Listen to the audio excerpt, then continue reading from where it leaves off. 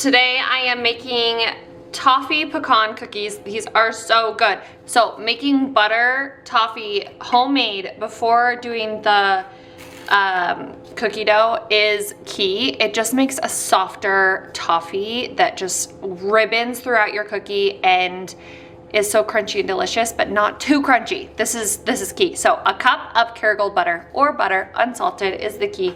So many keys today. Anyways, a cup of granulated sugar, teaspoon of vanilla, and a teaspoon of salt. I'm gonna take this cup butter and this cup of sugar, I'm gonna put it in a saucepan over high heat and constantly whisk as it boils. Put in a candy thermometer, get it up to 300 degrees. As soon as it's at 300 degrees, take it off. Stir in my vanilla and my salt, and then pour it onto this pan to cool. So we're gonna get started. I'm gonna move the rest of the ingredients, which are 1.5 cup of cake flour, 1.5 cup of bread flour, 1 1/4 cup of brown sugar, a teaspoon salt, a teaspoon baking powder, a teaspoon baking soda, 2 teaspoons of vanilla extract. We've got 2 cups of broken up pecan pieces, 2 cups of dark chocolate chips, 2 eggs, and 1 cup of granulated sugar and 1 cup of butter. I'm gonna make some room to add my saucepan and I'm gonna show you the process. Okay, that English toffee has hit 300 degrees, so we're going to, all of the ingredients have been added and we're gonna immediately put it down onto a, sorry, distracted by the beeping, onto a cookie sheet lined with parchment paper to set. Sometimes there's separation with the butter and that's okay. It'll come off. Okay, while that butter toffee is cooling, we're going to start with the cookie dough. So I'm gonna take a cup of room temperature unsalted butter and I'm gonna put it in my standing mixer along with the sugars. So a cup and 1/4 brown sugar and then a cup of granulated sugar, and I'm going to cream that until light and fluffy. That helps incorporate little air bubbles into our mixture. Okay, after we've creamed together that butter and sugar with our paddle attachment in our standing mixer, we are going to add in the rest of the wet ingredients, which are 2 eggs and 2 teaspoons of vanilla extract. Sorry, 1 teaspoon. Now we're gonna just mix this until it's combined and then add in the dry ingredients. All right, those are all combined.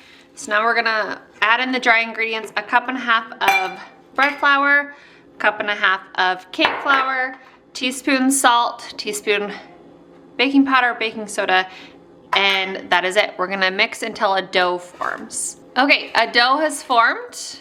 We don't wanna overmix it. We're gonna set it aside because we're gonna get that toffee broken up into pieces. All right, here's the toffee all chilled.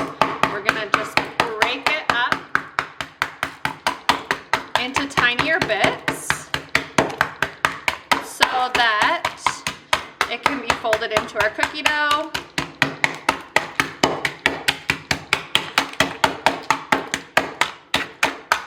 You do wanna break it up into very small bits so that it isn't just in large chunks in between, so you don't just have a cookie with a huge chunk of English toffee. Okay, good enough. We're gonna add that to our batter.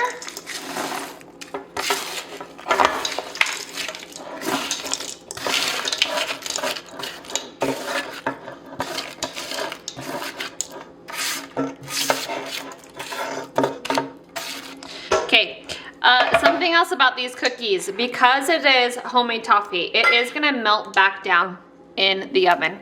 So you do not want to eat these cookies while they are hot. You have to let them get back to solid and cool down.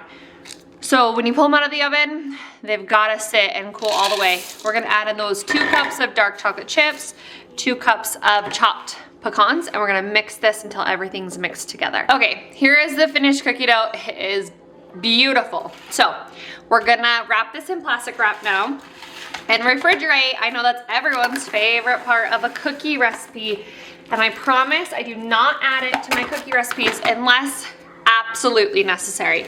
It is absolutely necessary.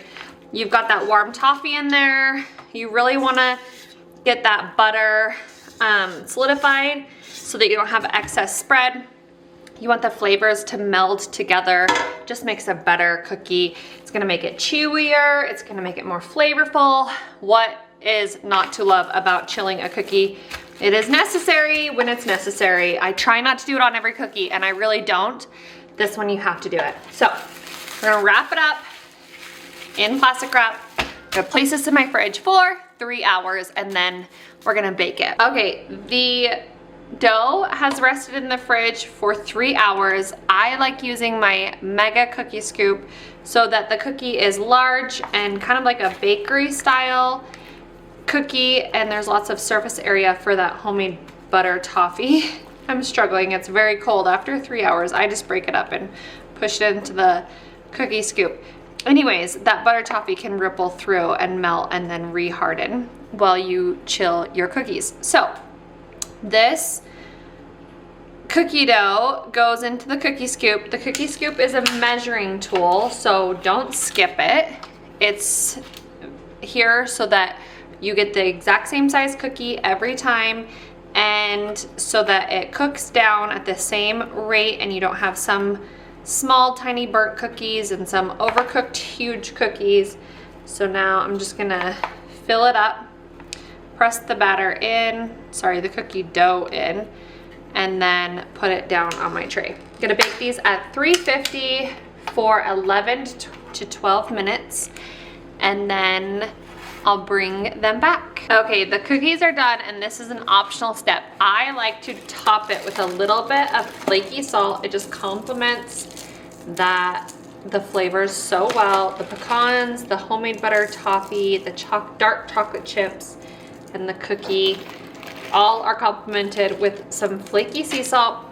Now remember, you cannot eat these cookies until they're fully cooled, because that butter toffee needs a chance to harden back up.